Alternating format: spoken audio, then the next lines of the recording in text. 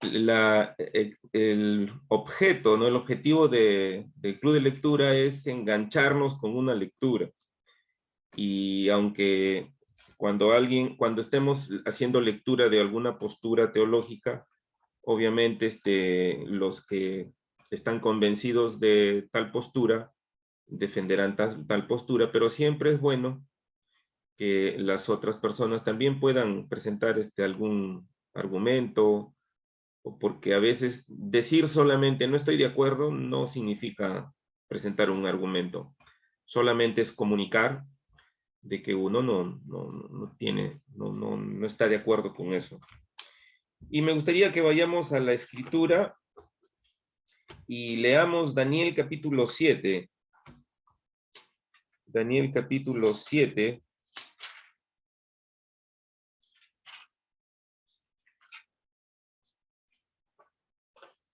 Daniel es el primer libro con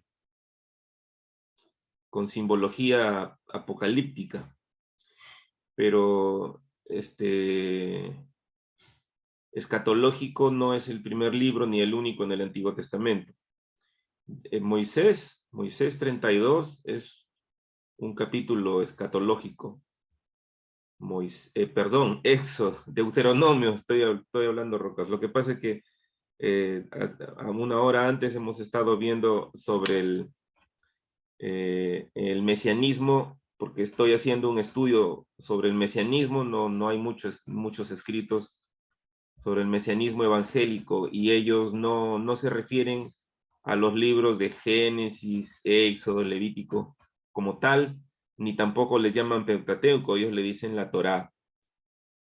Entonces, ellos citan cualquier parte del Pentateuco y para ellos es un solo escrito. Entonces, por ejemplo, Deuteronomio 32 es un escrito escatológico. Hay salmos que son escatológicos. O sea, Daniel es el primer libro con simbología apocalíptica, pero no es el único libro con mensaje escatológico. Y Daniel capítulo 7, vamos a leer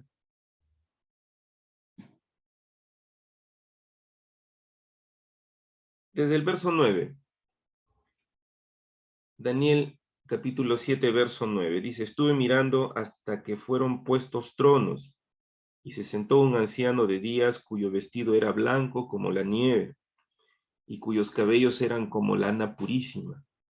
Su trono era llamas de fuego, y tenía ruedas de fuego abrasador. Verso 10. Un río de fuego corría y salía de delante de él. Millares de millares lo servían, y millones de millones estaban de pie ante su presencia. Entonces el juez se sentó y los libros fueron abiertos. Yo miraba entonces a causa del sonido de las grandes palabras que hablaba el cuerno. Miraba hasta que la bestia fue muerta y su cuerpo destruido y entregado al devorador. En cuanto a las otras bestias, su dominio les fue quitado, pero sus vidas fueron prolongadas por un tiempo determinado. Verso 13.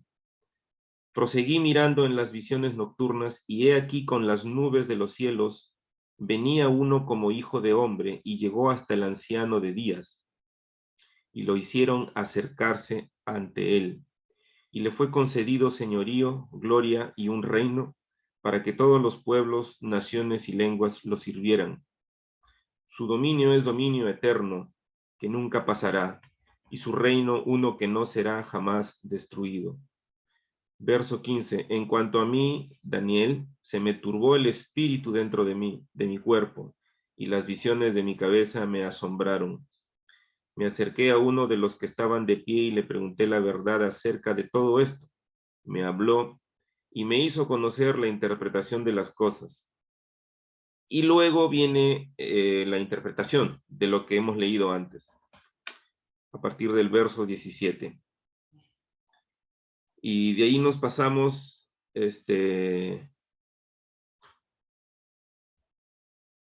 al verso 26. Dice, pero el juez se sentará y se le quitará su dominio para que sea destruido y arruinado hasta el fin. y el reino y el dominio y la majestad de los reinos por debajo de todos los cielos será dado a pueblos de los santos del Altísimo, cuyo reino es un reino eterno y todos los dominios le servirán y le obedecerán. Aquí tuvieron fin sus palabras en cuanto a mí, Daniel. Mis pensamientos me turbaron mucho y palideció mi rostro, pero guardé el asunto en mi corazón. El libro de Daniel es un libro que también amerita un estudio bastante exhaustivo, no nada más así de sencillo. Creo que no es correcto porque tanto Daniel como Apocalipsis tienen bastante simbología y pues no, nosotros nos hemos lanzado de frente a leer cosas así, pero bueno, ya estamos sobre la marcha y hay que sacarle el máximo de los provechos. Bien, hermanos, la lectura de hoy corresponde a la página 22 y dice las nubes del cielo. Entonces, perdón, la página 20, que dice la señal del Hijo del Hombre. Y el autor empieza diciendo, en una traducción correcta de Mateo 24:30, aparecen dos verdades muy importantes. Punto 1. Primero, la ubicación indicada es el cielo, la mansión en que los ángeles y los elegidos gozan de la presencia de Dios, no solo el firmamento, que es el espacio que se ve azul y diáfano de día y que parece rodear la tierra. Luego el autor dice, no es la señal la que está en el cielo, sino es el Hijo del Hombre quien está en el cielo. El punto importante es que este gran juicio sobre Israel, es decir, la destrucción del templo y Jerusalén, es la señal que indica que Jesucristo está entronizado en el cielo a la diestra del Padre, rigiendo las naciones y vengándose de sus enemigos. Ahí al respecto vamos a ahondar un poquito haciendo comentarios y me gustaría que con nuestros términos, con los términos que tenemos, me dijeran si las imágenes que están expuestas aquí son o no señales en el cielo, o si se entiende o no que son señales, es una señal en el cielo. Entonces, bueno, es fácil discernir, identificar que las señales, perdón, las imágenes superiores, una es de Batman y la otra es la de Thundercats, que son casi iguales y son señales que uno las va a ver en el contexto de estas películas, son señales que se ven en el cielo, porque nosotros estamos en la tierra y si levantamos la mirada al firmamento, entonces allí se van a ver estas señales. Pero al mismo tiempo, tenemos que, o estamos viendo que en la parte de abajo hay también dos imágenes que tienen que ver con los astros y lo que sucede, por ejemplo, con una tormenta. Una tormenta para nosotros es algo que se da en el cielo y antes de la tormenta lo que uno ve es nubes oscuras. Y si está en el mar, pues en alta mar las aguas se agitan. Y en la imagen inferior derecha estamos viendo que el eclipse de sol o eclipse lunar es algo que se da en el cielo y para nosotros eso sería algo que está señalado en el cielo. Y aquí quiero sus comentarios. Quisiera que alguien me diga si está de acuerdo conmigo que estas, en efecto, sí son señales en el cielo. O hay alguien que piensa que esto no son señales en el cielo. Anímense a participar, hermanos. Yo, eh, yo creo que em, em, la señal más clara que yo puedo ver en el cielo es la de va a llover. cuando las nubes están cargadas y son negras, va a haber lluvia. Esa es una señal y es la más clara que yo puedo identificar en el cielo. Las dos Ajá. primeras, no, las dos primeras me parecen irreales, de los Thundercats y de Batman. Pero sí, sí, sí, normalmente se ven señales Ok. en el cielo, nada más. Gracias, hermana. Ahora, eh, cuando Dios cuando Dios creó todas las cosas, eh, a los, a los navegantes, para los navegantes, Dios les hizo unas señales que se ven en el cielo y son las constelaciones que los navegantes han utilizado para poder ir de un país a otro, de una región a otra, por mar, y solamente guiándose por esas señales puestas allí en el cielo, que son las constelaciones, las estrellas, y bueno, literalmente dice Génesis, ¿no? Que Dios las puso allí para señales que marcan las estaciones, etcétera. La, la luna, por ejemplo, nuestro calendario es lunar, no sé si ustedes sabían, nuestro calendario es lunar, nuestros meses son meses de 29 días que se complementan con otros días más para poder completar todo lo que demora la Tierra en dar la vuelta al Sol, ¿Nomás te vas a quitar los lentes? 365 ¿Nomás te vas días a quitar los lentes? y 366 cuando son bisiestos. Entonces, bueno, creo que hasta allí, si alguien más quisiera comentar lo que esas imágenes son o no son señales en el cielo.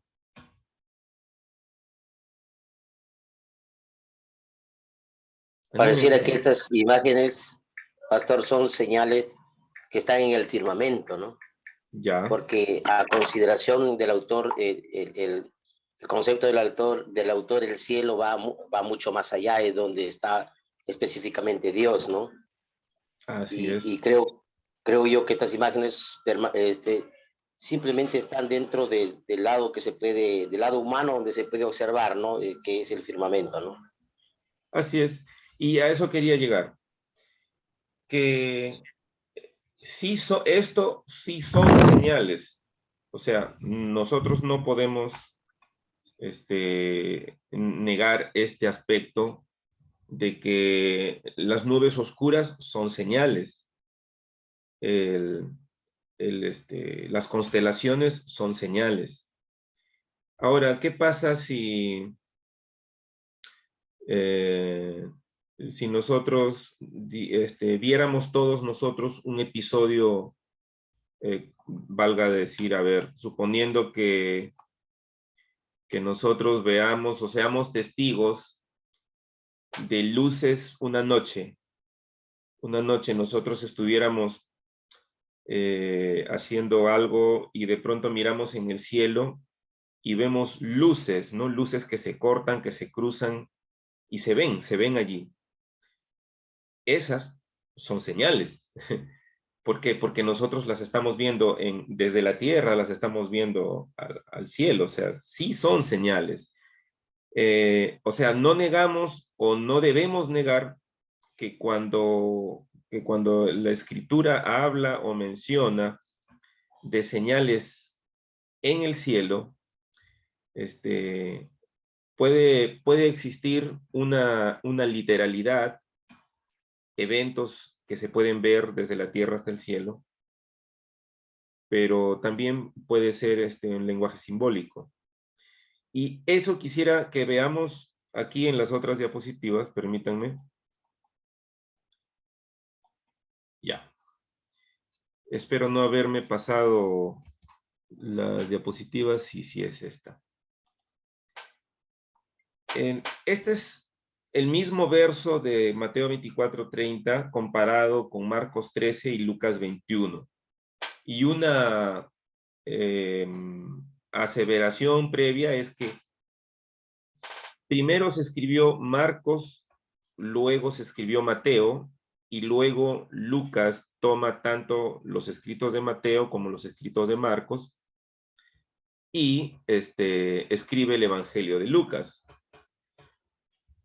Ahora, los eruditos estudiosos del libro de Mateo dicen que es muy probable que Mateo primero haya tenido unos escritos que ellos le llaman los discursos de Jesús y que haya sido escrito en el lenguaje de los hebreos.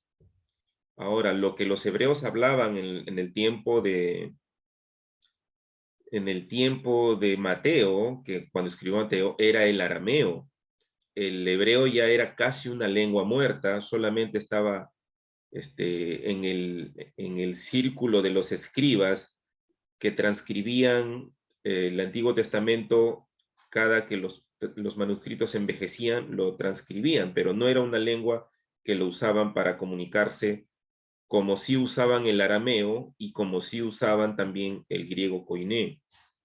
Entonces, los eruditos tratan de entender que Mateo escribió sus 5 discursos, pero cuando vio el Evangelio de Marcos, él decidió hacer una compilación, vale decir, un acomodamiento entre lo que él tenía escrito como los 5 discursos de Jesús y los escritos de Marcos. Entonces, por eso que en Mateo tenemos los 5 grandes discursos.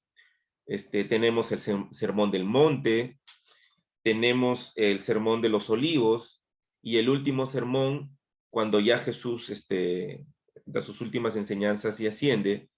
Y entre el Sermón del Monte y el capítulo 24 tenemos también dos sermones que no me viene a la cabeza los nombres de estos. Yo sí aprobé el curso de Mateo, pero honestamente estos 2 otros sermones no los recuerdo, o discursos. Entonces, hay una expresión que es irrefutable en los 3 evangelios sinópticos, y es: y verán al Hijo del Hombre viniendo sobre las nubes del cielo con gran poder y gloria. Eso se repite exactamente igual. El autor va a decir que, como hemos venido viendo, esto es un paralelismo que Jesús, en su discurso escatológico, él está haciendo un paralelismo con Daniel 7, 13 y 14. Pero Mateo ha tomado de manera presencial lo que Jesús ha dicho. O sea, de los 3 evangelios sinópticos, solo Mateo fue testigo presencial de los dichos de Jesús.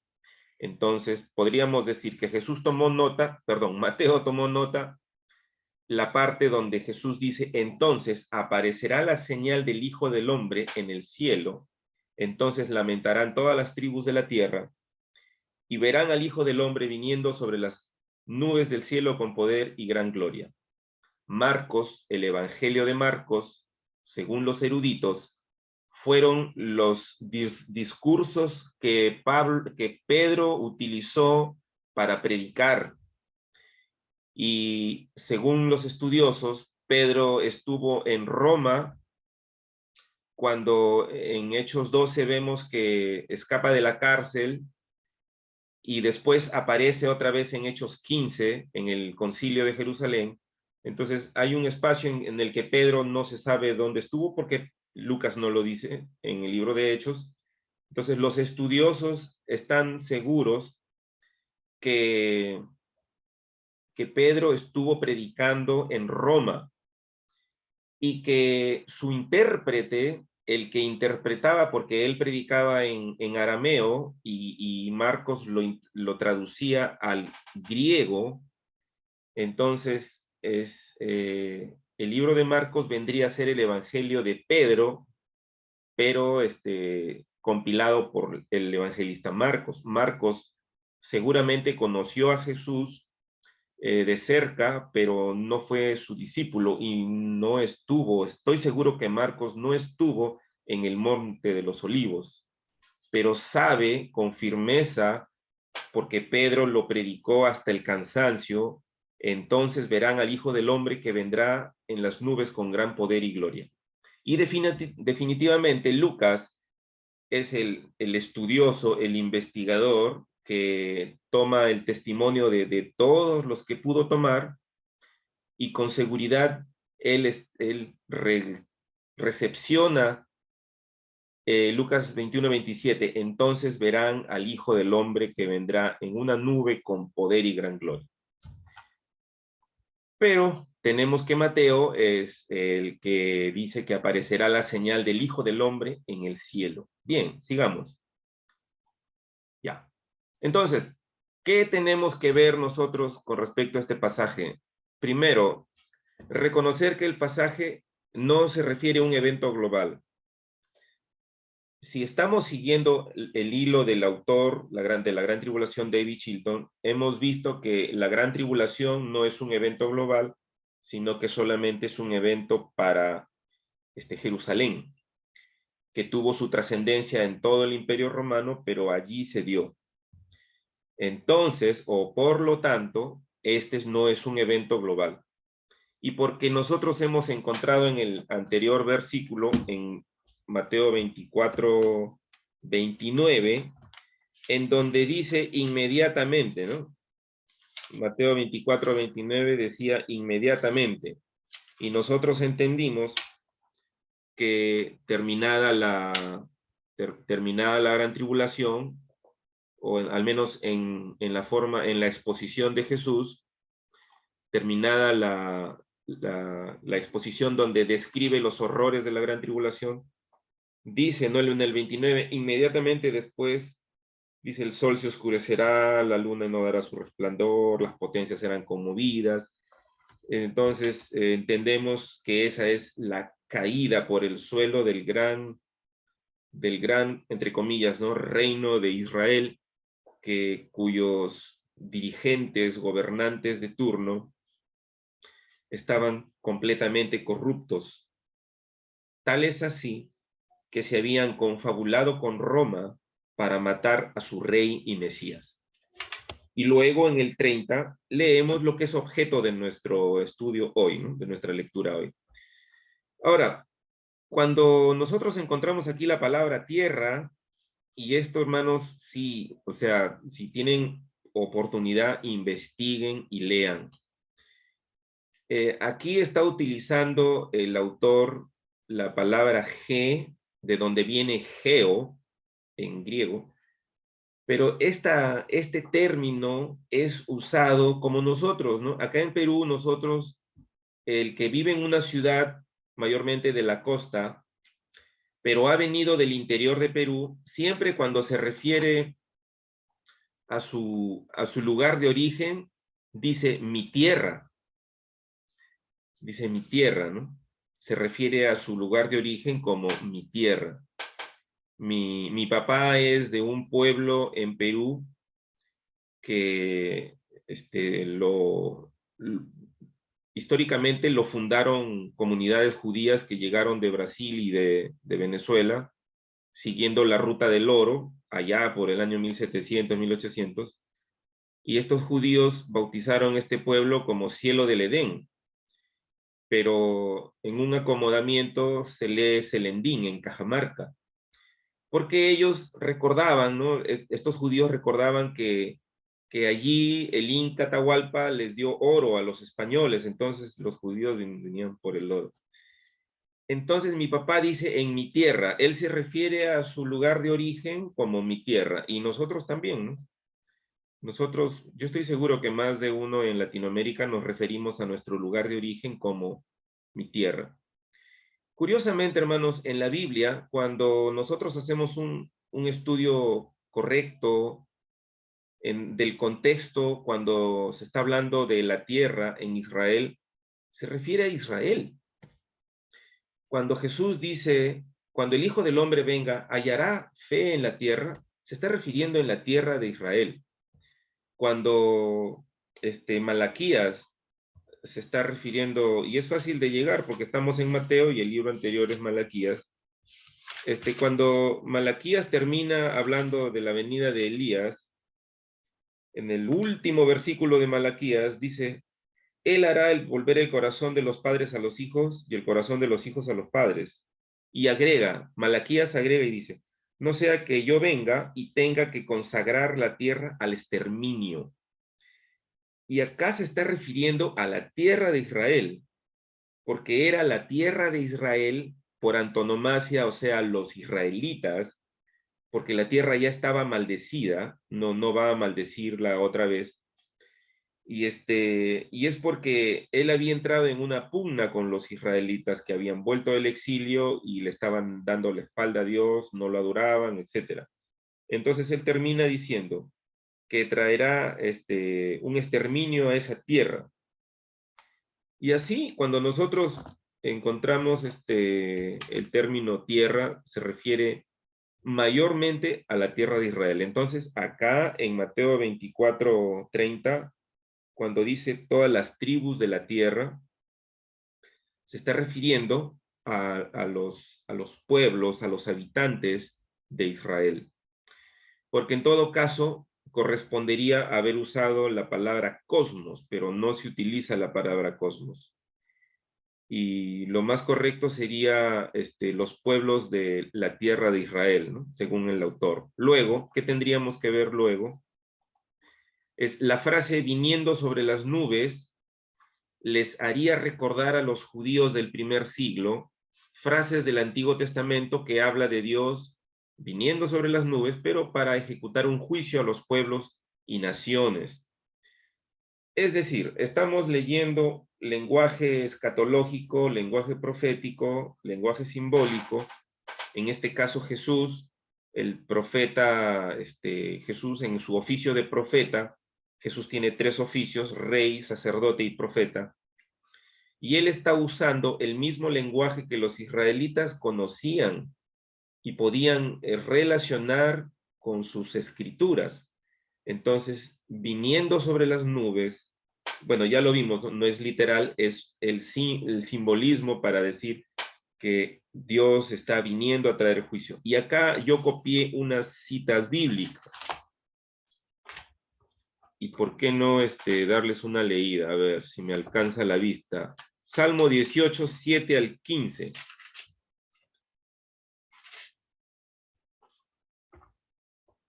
Salmo 18 del 7.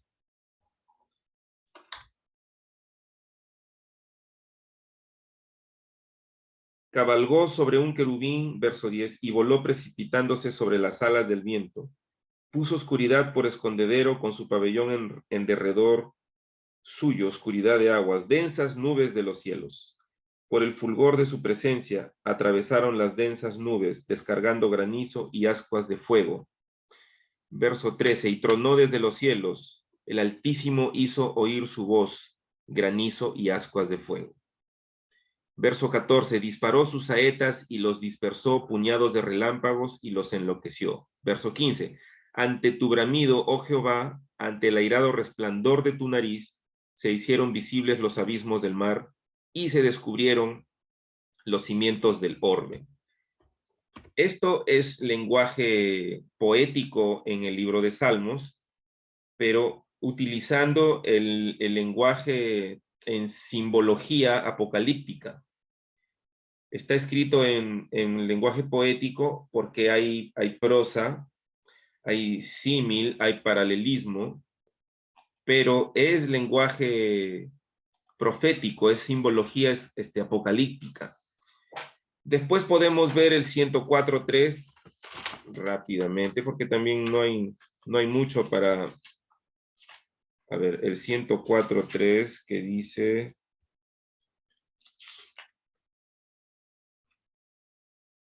Él es quien perdona tus iniquidades, el que sana todas tus dolencias. Ya fallé con lo anoté mal, lo siento. Pero yo se los puedo pasar. Luego hemos visto ya Isaías 19.1, tenemos Joel 2.1.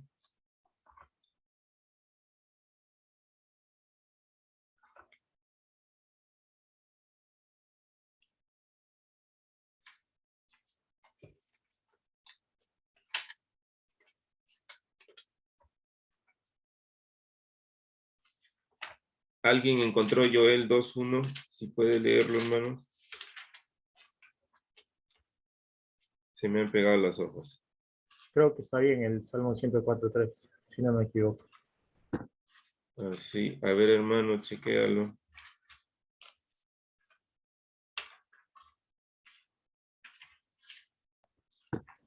Dice que establece sus aposentos entre las aguas, el que pone las nubes por su carroza, el que anda sobre las alas del viento. Ahí está. Bueno. Joel 2:1, gracias hermano Edgar. 2:1 dice, Joel 2:1, sopla el shofar en Sión, suene la alarma en mi santo monte, tiemblen todos los moradores de esta tierra, porque ya está cerca el día de Jehová. Día de tinieblas y lobreguez, día de nublado y de densa oscuridad, como negrura que se extiende sobre los montes. Eso es una nube de tormenta. Es un pueblo grande y poderoso, nunca hubo nada igual ni lo habrá en muchas generaciones, etcétera. Podemos, y hay más versos, pero no lo hemos puesto todos. Esa es la segunda parte que tendríamos que ver con respecto a viniendo sobre las nubes en Mateo 24:30. Ahora, hay un paralelo que no debemos dejar escapar. Marcos 14, 61 y 62 dice exactamente lo mismo. Veréis al Hijo del Hombre. No hay otra, o sea, es el mismo evento. También está en Mateo 10:23, 10:28 y 16:23 de Mateo. Jesús hablando de el Hijo del Hombre viniendo. Él lo ha dicho varias veces. Y Marcos cuenta que cuando Jesús estuvo frente al sumo sacerdote, dice Jesús, mas él callaba y nada respondía. El sumo sacerdote le volvió a preguntar y le dijo, ¿eres tú el Cristo, hijo del bendito? Paréntesis acá, hermanos, noten cómo los judíos no mencionaban el nombre de Dios, ¿no? Dicen, hijo del bendito. Y Jesús le dijo, yo soy. Jesús les está respondiendo, yo soy, y ellos, ese yo soy es en arameo, hermanos. Todo este diálogo se dio en arameo, pero fue escrito en griego. Y nada más cuando Jesús les responde, yo soy, los sacerdotes, los fariseos ya estaban empezando a agarrarse las vestiduras para romperlas, porque Jesús estaba siendo Dios. Y luego agrega, miren, agrega y dice, y veréis al Hijo del Hombre sentado a la diestra del poder de Dios. Prum, prum, prum, viniendo en las nubes del cielo. Entonces, ¿cómo es que Jesús está mencionando aquí dos cosas que parecen completamente distintas, pero por la lectura que estamos haciendo, parecen que son exactamente las mismas? ¿Qué significa el Hijo del Hombre sentado a la diestra del poder de Dios? ¿Y qué significa viniendo en las nubes del cielo? Los oyentes estaban teniendo una vibración en los oídos que se hacía cada vez más fuerte, prácticamente los estaba enloqueciendo.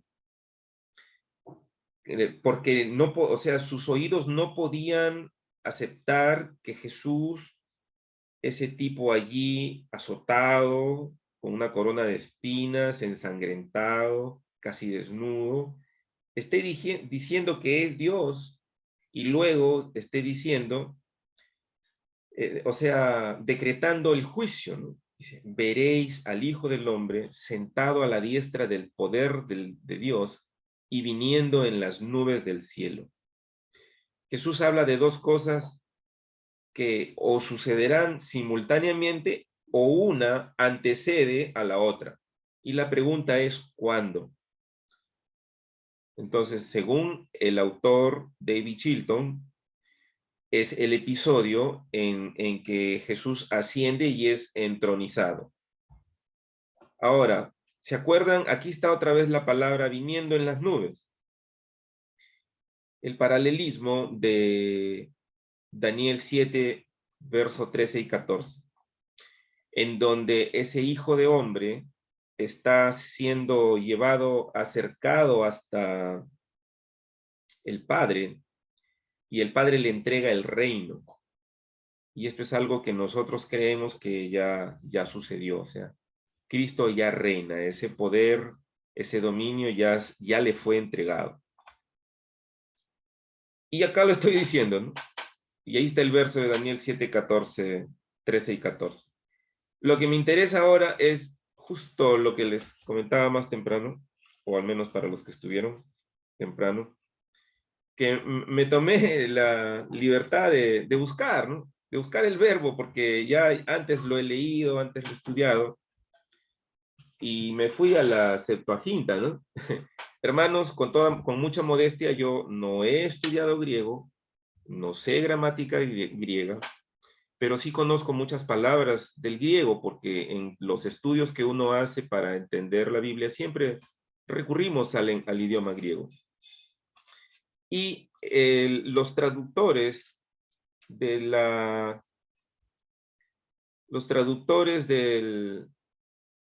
Septuaginta, que fueron eruditos, utilizaron el verbo erkomai. No se va a ver muy bien. Erkomai. Erkomai. En la Septuaginta está la conjugación erceto, pero la raíz es erkomai o ersomai, erkomai o ersomai. Repito, porque no hay que ser siempre honestos, yo no he estudiado griego, no he estudiado gramática griega, pero podemos invitar a alguien que nos venga y nos muestre nos explique, ¿no? Sería interesante.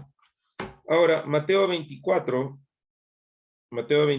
30, usa el mismo verbo.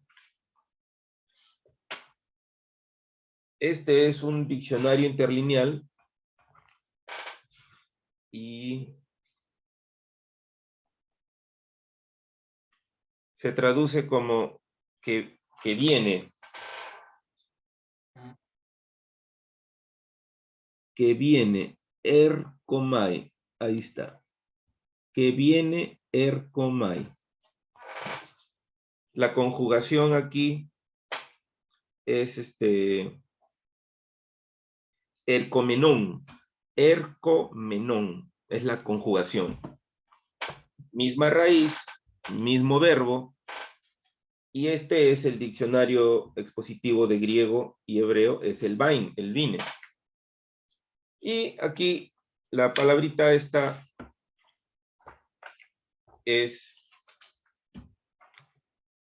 dice venida, venidero, venir. Primero el diccionario tiene los nombres, luego tiene los adjetivos, y la tercera parte son los verbos.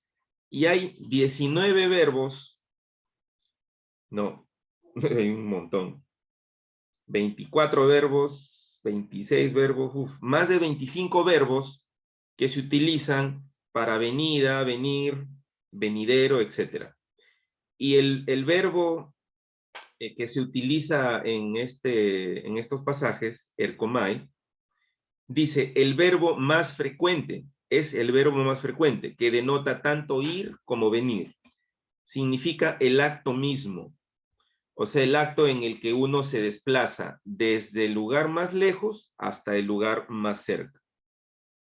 Dicho eso, aproveché de mostrar esto porque la semana antepasada yo expresé de que tanto en Daniel como en Mateo 24, 30, la palabra viniendo puede significar viniendo del cielo a la tierra o de la tierra al cielo. ¿Por qué hablamos del cielo a la tierra, la tierra al cielo? Porque nuestra lectura, siendo honestos, lo que se ha predicado por todos estos años en nuestros púlpitos, interpreta que Mateo 24:30 es Cristo viniendo del cielo a la tierra en su segunda venida.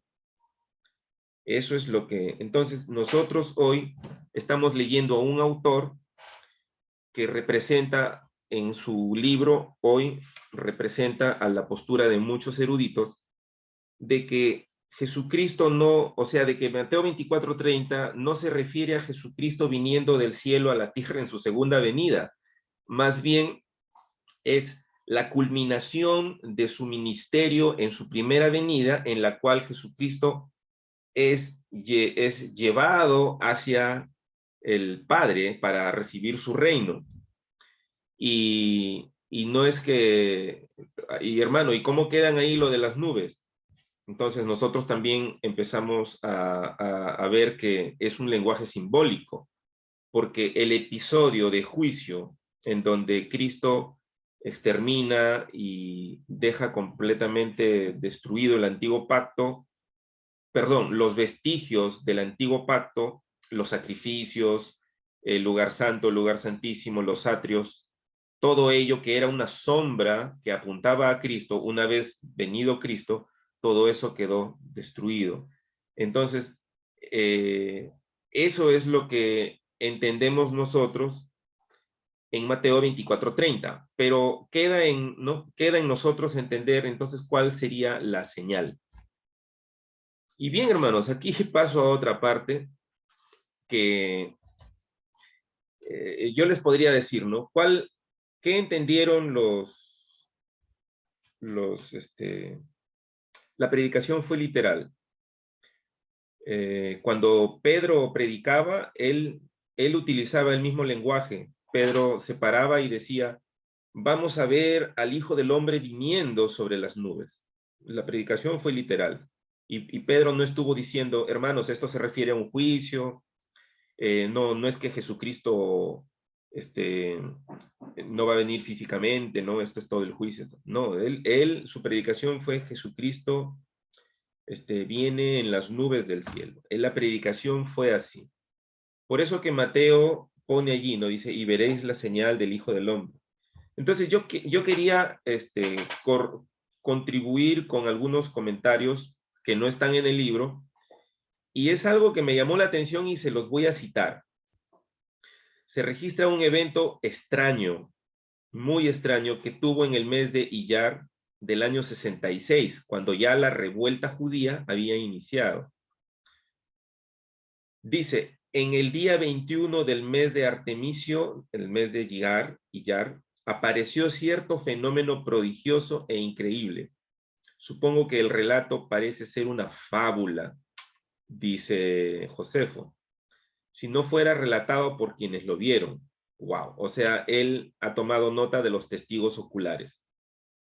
Y los acontecimientos que siguieron no fueron de una naturaleza tan considerable como tales señales merecen, porque antes de la puesta del sol, miren, dice que vieron carros y tropas de soldados con armaduras que se vieron correr entre las nubes y alrededor de las ciudades.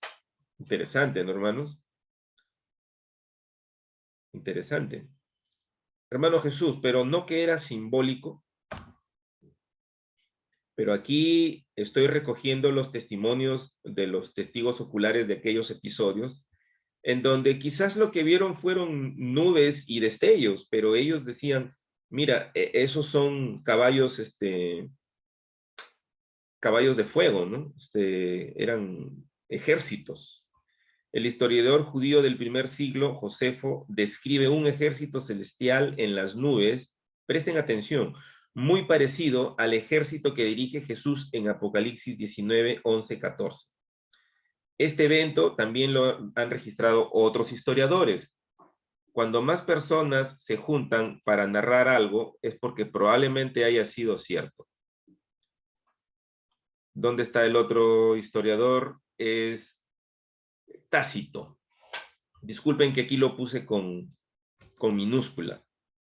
Lo que pasa es que es una traducción del portugués y no lo edité.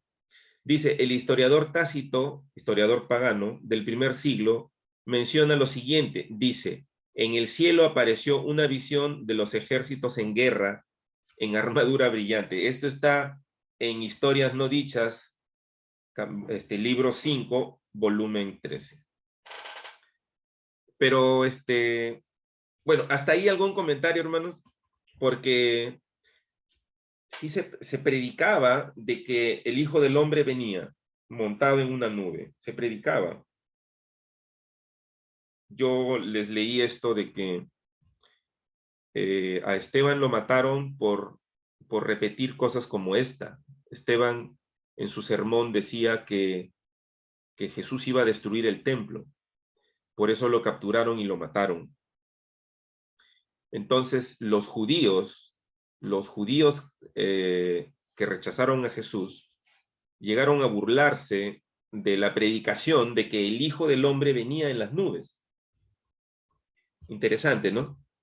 Tanto fue la predicación de que venía el Hijo del Hombre en las nubes del cielo que los judíos en las revueltas contra Roma se burlaban de las piedras blancas, entre comillas, que lanzaban los romanos contra su atrincheramiento en el templo, porque acomodaban las palabras, porque viene una piedra, es parecido a viene el Hijo. Y acá está la explicación. Todas las máquinas romanas estaban bien construidas, pero las que eran de la 10ª legión eran las más poderosas. Sus lanzadoras de piedras, las catapultas, lanzaban peñascos que pesaban 1 talento, es decir, 35 kilos, a unos 400 metros de distancia. O sea, eran unos proyectiles. Y eran blancas. Entonces, en la noche resplandecían. Cuando atacaban, las piedras se veían. Destellaban mientras volaban, dice Josefo.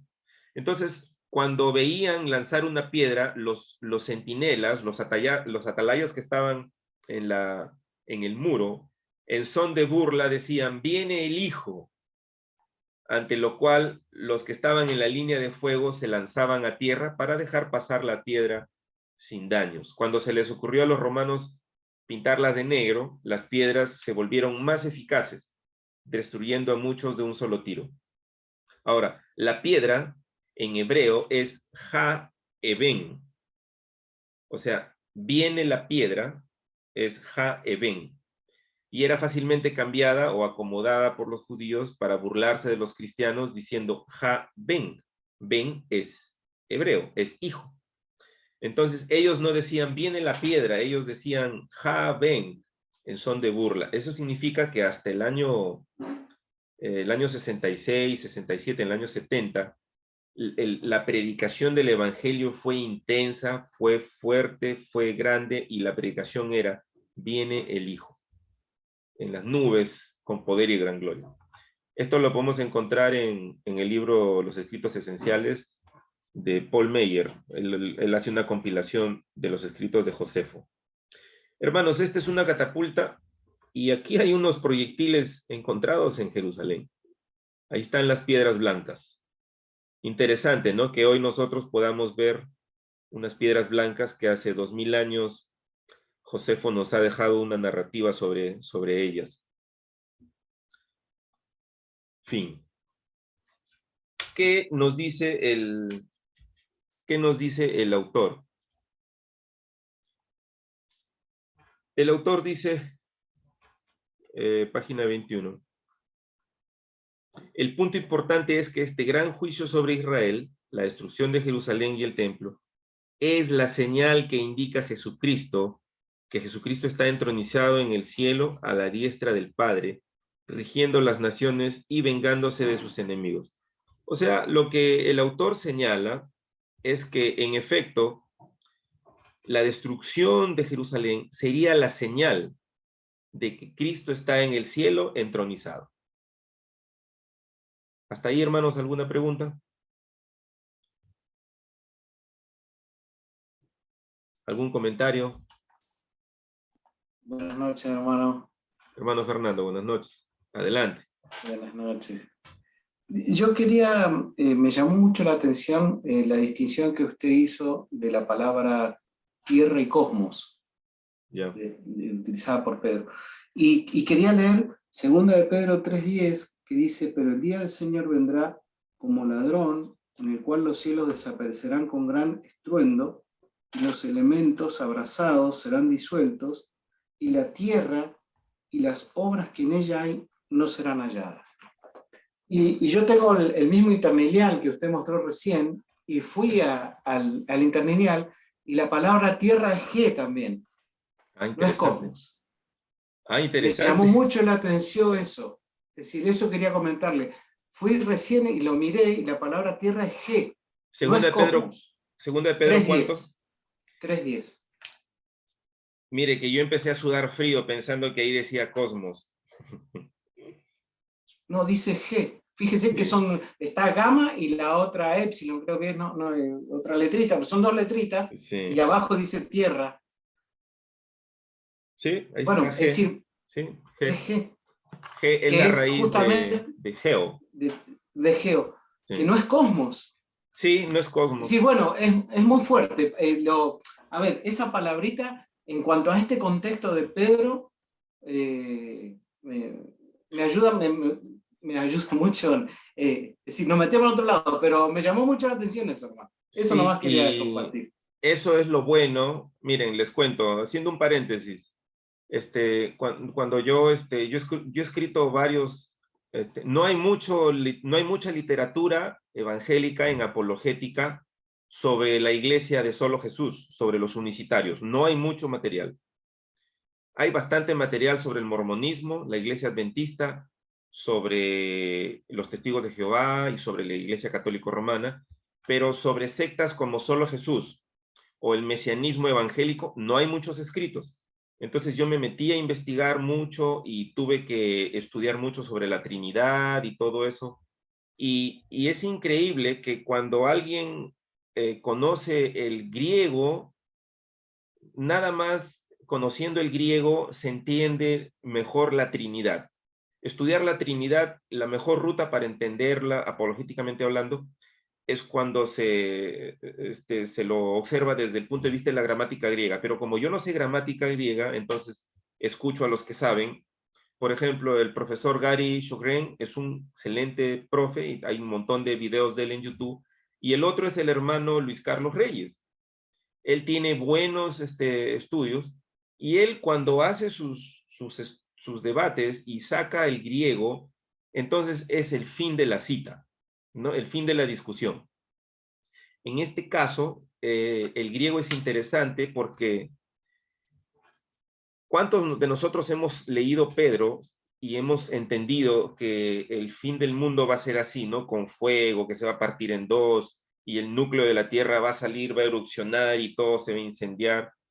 Pero curiosamente, en el contexto, leído en el contexto, allí Geo es la tierra de ellos, ¿no? Y también creo que lo mencioné, cuando Jesús dice el cielo y la tierra pasarán, no se está refiriendo al cosmos, se está refiriendo a su templo en su tierra en Jerusalén. Y hay un curso muy bonito que dicta nuestro pastor Wes Baker, que se llama Vida Urbana, y él enseña el aspecto del cosmos y el microcosmos, que como cuando Dios hace el huerto del Edén, hace una representación de todo el cosmos allí en el huerto del Edén, y que cuando se construye el templo judío, en el templo judío hay una serie de elementos como el techo es azul, en donde está representado allí el microcosmos. Entonces, en la tierra de Israel, ellos tenían una parte del cielo con ellos. Por eso que cuando Jesús dice, el cielo y la tierra pasarán, pero mis palabras no pasarán, él está apuntando al juicio, ¿no? Al juicio de Jerusalén. ¿Algún otro comentario, hermanos? Aprovechemos que nos quedan unos minutos y hay que charlar. Sí, hermano Max, adelante. Sí, quería citar de los últimos capítulos de Hebreos cuando dice que no desechemos al que habla desde los cielos. Primero diciendo de que los antiguos rechazaron a los que testificaban en la tierra. Primero dice que ahora nosotros no desechemos a aquel que da testimonio desde el cielo. E indica que no solamente conmoveré la tierra, sino también el cielo. Y me parece que también podría ser pertinente para esto que se menciona. Sí, y puesto que, a ver, yo soy de los que piensan que que Hebreos lo escribió Apolos por dictado de Pablo. Es mi teoría. Entonces, Pablo hace una argumentación completa y él les está hablando a los judíos residentes en Roma, si no me equivoco, porque allí estaba Apolos con sus Apolos y la pareja esta de Priscila y Aquila. Y también algunos dicen que es probable que haya sido escrito por Aquila y también algunos inclusive dicen por Priscila, pero el corazón de todo ese discurso es muy de Pablo, ¿no? En su teología. Entonces, el que te habla desde el cielo, dicen, ¿no? Eso es lo que manifiesta allí. Y si nosotros nos ponemos a revisar todo el libro de Hebreos, ustedes van a encontrar una similitud enorme con escritos escatológicos y con Apocalipsis. Entonces, es una cuestión de pues meterse mucho más, ¿no? Profundizar más. Pero, en efecto, la lectura de este libro, que para mí siempre ha sido muy bueno, me ha ayudado, y no es, o sea, no es todo lo que él dice, no es toda la postura que defiende esta interpretación, pero al menos todos los otros que lo han citado como dando su aprobación, como parece que así es. Nosotros estamos invitados a seguir leyendo, analizando, escudriñando esto. Bueno, él continúa diciendo, y acá hay un punto, ¿no? Él dice, el cataclismo divinamente ordenado del año 70 revela que Cristo había sacado el reino de Israel y lo había entregado a la iglesia. La desolación del viejo templo era la señal final que Dios lo había abandonado y que ya moraba en un nuevo templo, la iglesia. Estos son aspectos de la primera venida de Cristo, partes cruciales de la obra que él vino a lograr por su muerte, resurrección y ascensión al trono. Por eso, la Biblia habla del derramamiento del Espíritu Santo sobre la iglesia y la destrucción de Israel como si fueran el mismo evento. Ya alguien preguntó sobre el cumplimiento de Joel y también dijimos, ¿no? Que para la teología que cree como la de Chilton, es un mismo evento, pero que se ve, primero es el derramamiento del Espíritu Santo y unos años después el juicio, ¿no? Humo, fuego, granizo, y también dice, ¿no? Tus hijos, tus hijas, y habla de la iglesia saliendo por los puntos cardinales, o sea, la iglesia saliendo hacia ¿cómo se llama? Hacia todo el mundo, hacia todo el cosmos, hacia todo el planeta. Pero yo quisiera hacer una nota de cautela aquí, porque, valgan verdades, veo a varios con sus nombres, pero no nos conocemos todos, y muy probable algunos de ustedes ya han escuchado que a los detractores de la teología pactual acusan a la teología pactual de teología del reemplazo.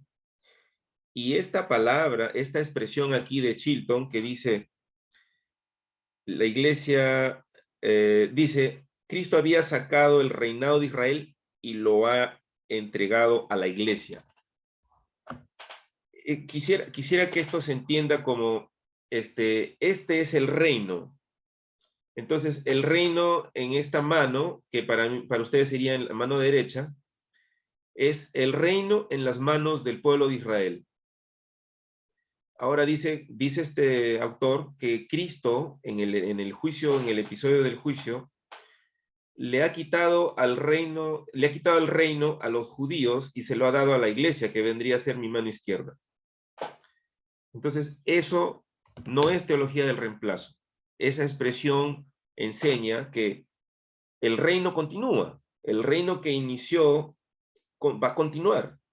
Él no está diciendo que Dios ha cambiado de reino o que ha cambiado un reino por otro. Él dice que el reino continúa, pero estuvo primero en manos de los judíos y ahora está en manos de la iglesia. Pero algo que tenemos que entender acá es que esa iglesia a la que Dios le entrega el reino es el remanente de Israel. Entonces, no es allí, en ese contexto, no se está refiriendo a la iglesia gentil. La iglesia gentil nace luego, aparece luego, unos años después. La iglesia, en su entendimiento, vendría a ser el remanente de Israel, más los gentiles. Entonces, el reino simplemente ha pasado de estar en el antiguo pacto al nuevo pacto. El nuevo pacto se sella, Jesús dice, esta es la sangre del nuevo pacto que hago con vosotros, y esos son judíos, son israelitas, pero en el nuevo pacto, vale decir, en la iglesia. Porque cuando Jesús le dice a Pedro en Mateo 16, no habla a tiempo futuro, él dice sobre esta roca, o sea, sobre esta fe, sobre este episodio, dice, estableceré mi iglesia. Pero curiosamente, en ese contexto, Jesús está hablando de que la iglesia es esa comunidad que imparte disciplina. Luego lo vemos en Mateo 18, ¿no? Mateo 18 vemos que dice, todo lo que ates en el cielo, es porque, todo lo que ates en la tierra es porque ha sido atado en el cielo, y entonces no es teología del reemplazo, pero en nuestro lenguaje, en la teología pactual, hay muchas cosas que deben ser entendido con cuidado, porque sí puede parecer teología del reemplazo, pero no es teología del reemplazo. Pero eso ya será materia también de más investigación por otro lado. Sigo leyendo, entonces dice, por eso la Biblia habla del derramamiento del Espíritu Santo sobre la iglesia y la destrucción de Israel como si fuera el mismo evento. ¿Y por qué el mismo evento? Porque cuando los profetas han visto al futuro, los eventos se ven superpuestos, ¿no? Creo que eso ya lo hemos visto. Y acá él cita al profeta Joel, y lo leo, dice, después de esto derramaré mi espíritu sobre toda carne y profetizarán vuestros hijos y vuestras hijas, vuestros ancianos soñarán sueños, vuestros jóvenes verán visiones, y también sobre los siervos y sobre las siervas derramaré mi espíritu en aquellos días. Hermanos, hasta allí una aplicación muy buena es que acá está hablando de la iglesia, no está hablando que el Espíritu Santo va a venir solo sobre pastores o solo sobre sacerdotes. Está hablando que el Espíritu Santo viene sobre la iglesia. La iglesia es un cuerpo, es un grupo corporativo, o sea, es un grupo de personas, padres, hijos, y lo bonito de esto, algo que a mí me habla mucho, es cuando dice sobre los siervos y las siervas, y es porque los judíos tenían esclavos en sus casas, que eran gentiles, y Jesús les está diciendo también sobre ellos, porque ellos también van a ser parte de mi iglesia. Luego dice, daré prodigios en el cielo y en la tierra, sangre y fuego, columnas de humo, el sol se convertirá en tinieblas y la luna en sangre, antes que venga el día grande y espantoso de Jehová, y todo aquel que invocar el nombre de Jehová será salvo, porque en el monte de Sión y en Jerusalén habrá salvación, como ha dicho Jehová, y entre el remanente el cual él habrá llamado. Esto dice Joel 2, 28, 32. Y Pedro, inspirado por el Espíritu Santo, dice, Hechos 2 es el cumplimiento de Joel 2, 28 al 32. Termino todo esto con esta lectura. Dice, como veremos en un capítulo más adelante, dice el autor, pero ahora nos va a dar un adelanto, la interpretación inspirada de Pedro de este texto en Hechos 2 determina la verdad que expresa Joel, que está hablando del periodo desde el derramamiento inicial del Espíritu hasta la destrucción de Jerusalén, es decir, desde Pentecostés hasta el Holocausto. Aquí en este pasaje se usa el mismo lenguaje de juicio. La interpretación sensacional común de que las columnas de humo son explosiones atómicas que toman la forma de hongos es una falsificación radical del texto y un error completo del lenguaje profético bíblico. tendría tanto sentido como si dijéramos que la columna de fuego y humo durante el éxodo fue resultado de una explosión atómica. La parte que viene, Dios mediante, la va a dar el pastor Esdras, que es las nubes del cielo. Es otra parte corta también, pero siempre es importante redundarla con algunos comentarios, de paso que vamos fijando qué es la enseñanza, ¿no? El siguiente viernes va a estar con nosotros, hasta donde está programado, el pastor Esdras. Y el último viernes, que es el viernes 28, que vamos a ver la parte que dice juntarán a sus escogidos, que muchos entienden eso, que es el rapto, o el arrebatamiento de la iglesia, lo va a dar el hermano Nathan Anderson, que hoy está de cumpleaños. Y ahí estaríamos terminando, hermanos, con toda esta temporada, estas sesiones. Y yo espero que si se han añadido al grupo de WhatsApp, yo lo voy a abrir, cuando terminemos todo, lo voy a abrir ahí para ver si pueden proponer algunas fechas de cuándo podríamos tomar el otro capítulo, que podemos hacerlo quizás en 3, 4 semanas. Porque valgan verdades, hermanos, 10 semanas seguidas, 1 hora, hora y media cada noche, es propio de un curso de teología. Pero esto solamente es un club de lectura en donde nos estamos motivando a leer. Por eso les he compartido el libro en PDF para que lean y se hagan su propia investigación. Pero eso no quita que podamos lanzar una nueva temporada más adelante. Comentarios finales, queridos hermanos. Aportes, preguntas, detracciones, objeciones. Hermano, yo solamente quería preguntar, ¿qué cita de Hebreos dijo el hermano? Recién en la última intervención. Sí. La cita del hermano Max. ¿Todavía estás, hermano Max? Sí, perdón, ¿cuál era la pregunta? ¿Qué cita de Hebreos era la que trajiste? Ok, a ver, estaba entre Hebreos 10 y Hebreos 12. No recuerdo específicamente dónde, pero básicamente dice, y me parece que lo cita del Antiguo Testamento, que dice aquel que conmovió la tierra, entonces conmoverá el cielo, y dice que nosotros recibimos un reino inconmovible y por tanto debemos andar como es digno de ello, más o menos así.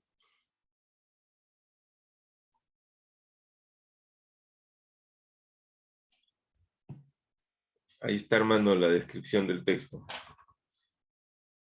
Y siempre acordándonos que Hebreos es el traslape entre el antiguo pacto y el nuevo pacto, 40 años de transición, un fuerte llamado para, ¿no? Ese libro es muy interesante poder leerlo. Hermana Flor, quizás quiere hacer algún comentario. Sí, hermano Jesús, quería que me aclare sobre cuando usted dijo sobre remanente, ¿no? Ok. Lo que entendí es que el remanente solamente se refiere al pueblo judío, más no a la iglesia, o sea, nosotros, los gentiles. ¿Estoy bien o me podría aclarar un poco más? O sea, ¿el remanente solamente se refiere al pueblo de Israel actualmente? Ya, a ver. ¿Usted recuerda el episodio de el profeta Elías y los sacerdotes de Baal y los sacerdotes de Astarte, creo, de Acera, en donde él tiene un encuentro con Dios y Dios le dice, ¿qué tienes, Elías? ¿No? Y Elías le dice, he quedado yo solo. Y Dios le dice, no, yo me he guardado un remanente que no han doblado sus rodillas ante Baal ni lo han besado. Un remanente, su nombre mismo lo dice, es un saldo, un saldo pequeño de todo el grupo grande. Entonces, si nosotros hacemos como una ilustración, es porque de cada 100 personas que salen en una maratón, salen corriendo, los últimos en llegar serían como un remanente. Son un grupo pequeño que se ha quedado, bueno, en este caso se ha quedado rezagado, pero es un grupo pequeño de todo el grupo grande. Eso significa remanente. Usted busque en un diccionario, en cualquier diccionario, y eso significa remanente. Yo estoy buscando aquí en este momento, dice, si resultara remanente después de pagado el capital de deudas, se satisfarán los intereses reducidos al tipo legal, salvo si el pactado fuera menor. Vaya, me salió un concepto legal. Dice, parte de una cosa que queda o se reserva para algo. Ese es un remanente. Entonces, un remanente es una parte pequeña de un grupo mayor. Entonces, en el texto bíblico, el remanente en la época de Elías era los santos israelitas que no se habían hecho idólatras a Baal. O sea, digamos, por cada 100 israelitas, 90 se hicieron idólatras y 10 se mantuvieron fieles a Dios. Esos 10 eran el remanente. Ahora venimos. Dice el libro, dice la escritura que cuando Jesús ascendió, habían como 500 personas. Entre ellos estaban los discípulos, la mamá de Jesús, sus hermanos. Todos ellos judíos, algunos gentiles también. Pero hablando de los judíos allí, de todos los judíos de la época de Jesús, solo los que creyeron en él son el remanente de Israel. Todos los otros fueron, van a ser enviados al infierno, porque lo rechazaron a Jesús, no creyeron en él, y es más, lo mandaron crucificado. Eso significa el remanente en el tiempo que se escribió el Nuevo Testamento. El remanente es un pueblo pequeño, que según lo que hemos estudiado ahora, fueron un grupo de cristianos, judíos cristianos, de Jerusalén, que luego migraron a otra ciudad, justo antes que empiece la gran tribulación. Ahora, en la pregunta usted mencionó en la actualidad. Entonces, en la actualidad, ya no existe un remanente de Israel. No, cuando la Biblia habla del remanente de Israel, se refiere a esos que creyeron en Jesús allí en el siglo I. Entonces, en la actualidad no existe a la luz de lo que estamos explicando, ¿no? No existe un remanente de Israel, ¿no? Cualquier israelita que viene a Cristo se hace cristiano a través de la iglesia. Pasa a ser de esa gran comunidad en donde no hay judío ni griego, esclavo ni libre, hombre o mujer. Entonces, sobre la interpretación contraria a la que tiene David Chilton, inclusive se ha contado películas, ¿no? Y, por ejemplo, hay una película que producto de la gran tribulación, los que se salvan de la gran tribulación, entiéndase la película futurista, ¿no? Una gran tribulación mundial en el futuro, dicen que los que se salvan de esa gran tribulación son el remanente, de ahí que la película se llama El Remanente. Bueno, eso en términos del autor Hanegraaff, que escribe el Código del Apocalipsis, eso es ciencia ficción, porque a la luz de la escritura, de un estudio alineado, correcto, el remanente es ese grupo pequeño, más o menos 500, 600 personas, de judíos que creyeron en Jesús y luego los que expandieron el evangelio a todo el mundo, ¿no? No sé si ahí satisface su pregunta, hermana, o de repente le he confundido más. Quizás alguien más quisiera hacer un comentario al respecto.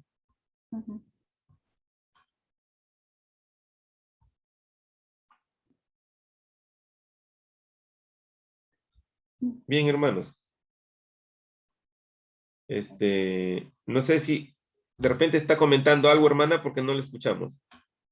No, le agradecía, hermano Jesús. Muchas gracias. Ah, ya, muy bien. Bien, hermanos, les agradezco a todos y nos quedan 2 viernes. Les animo a prevalecer y con la ayuda de Dios, quizás sea justo estudiar la postura contraria en algún momento. Si pueden, háganlo. Hay bastante literatura al respecto y eso es oportuno, ¿no? Gracias, hermano Edgar. Un abrazote. Dios te bendiga. Vamos orando, hermanos, para dar por terminado y luego podemos saludar o hacer un... Hermano Jesús, hay una mano levantada del hermano Max. Ah, hermano Max, ¿tienes una pregunta? Sí, era algo breve nomás. Ya. Este remanente es digamos, el remanente que corresponde antes del periodo conocido como la plenitud de los gentiles, que menciona Romanos. Sí, habría que entender primero a qué se refiere Pablo con la plenitud de los gentiles, porque él está hablando de un número exacto, ¿no? Porque él dice la plenitud de los gentiles. Y es porque Pablo en el libro de Romanos está hablando en primer lugar que todos están bajo pecado, tanto judíos como gentiles. Y también expone cómo es que se salvan tanto judíos como gentiles. Luego él está señalando algunos roles específicos que se hace dentro de la iglesia y finalmente unas aplicaciones y saludos. Entonces, a la luz de lo que Pablo escribe en Romanos, para él, tanto judíos como gentiles se salvan en Cristo. Pero como él habla de la plenitud de los gentiles, y en los capítulos del 9 al 11, él está haciendo hincapié de que todavía va a haber judíos que se van a salvar. Bien, yo creo que todos los siglos ha habido judíos salvándose, todos los siglos hasta hoy. Y que, al menos es mi creencia personal, ¿no? Que va a haber un gran avivamiento entre los judíos justo a portas de la venida final de Cristo. Porque muy contrario a lo que otras posturas enseñan, lo que yo creo es que cuando Cristo venga en su venida final, no va, por eso, al contrario de lo que se dice, ¿no? No va a haber guerras. No va a haber guerras, no va a haber... Estoy casi como describiendo una fantasía, ¿no? Una ilusión. Y quizás me baso en el hecho de que Jesús dijo que cuando el Hijo del Hombre venga, eso está después de Mateo 24:34, dice que serán como los días de Noé, que se casarán y se darán en casamiento. Es porque pienso que vamos a estar en un periodo en donde va a primar un avivamiento de la iglesia.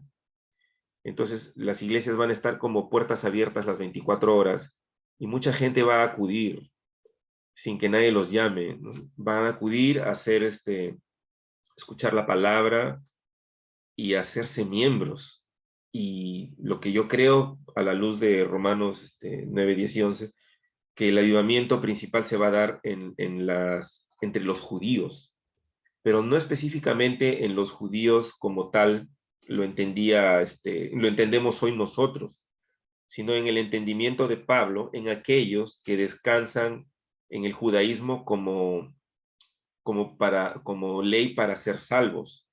O sea, yo pienso que los judíos a lo largo de toda la historia han abandonado la fe judía para hacerse cristianos y que en el futuro va a haber un gran avivamiento en la iglesia y los mayores convertidos van a ser los judíos. Entonces, ¿por qué Pablo dice la plenitud de los gentiles? Porque en su audiencia hay gentiles, o sea, los lectores de Romanos hay gentiles y hay judíos. Entonces, él está diciendo que así como Dios tiene un pueblo judío que ahora por gracia los va a llamar para que sean parte de la plenitud de toda la iglesia. El gran número, ¿no? Para conformar el gran número. Y porque en el mismo libro de Romanos, él va a decir, y bueno, y lo corrobora con Gálatas, que verdaderamente judío es aquel que es de la fe de Abraham. Pero Abraham era un gentil. Abraham es antes de los judíos. Y sí, entonces, la plenitud de los gentiles podría muy bien ser un lenguaje que Pablo está utilizando para señalar por única vez o hacer una diferencia de que efectivamente va a haber judíos abrazando la fe de Jesucristo, porque ya los gentiles han entendido a plenitud, ¿no? Han entendido a cabalidad que la fe de Abraham es la que ellos tienen y les hace entrar a ser hijos de Dios. Bien, hermanos, oramos y luego, ¿no? Podemos charlar un ratito más, pero vamos orando porque quizás algunos hermanos ya tendrían que estar saliendo. Amado Dios, te doy gracias, te bendecimos, te rogamos que nos guardes y que esta lectura y este análisis de este libro sea para bendición nuestra, Señor. Que este conocimiento nos traiga mayor amor a tu iglesia, mayor celo por la evangelización y que pensemos en construir un mejor mundo y que hagamos planes para muchos años y que anhelemos a tu iglesia siendo protagonista, que sea tu iglesia la que va de avanzada y arrebata a los que están cautivos en el infierno, en el enemigo, en el Hades, y que sea una iglesia victoriosa, que sea protagonista de grandes avivamientos, que cambie naciones enteras y que traiga tu gloria a este mundo a plenitud, Señor. Oro por cada hermano aquí reunidos, representados en sus iglesias, sus países, sus regiones. Bendícelo, Señor, y bendice nuestras vidas. En el nombre de Cristo Jesús oramos. Amén. Amén, hermanos. Dios los bendiga a todos. Amén.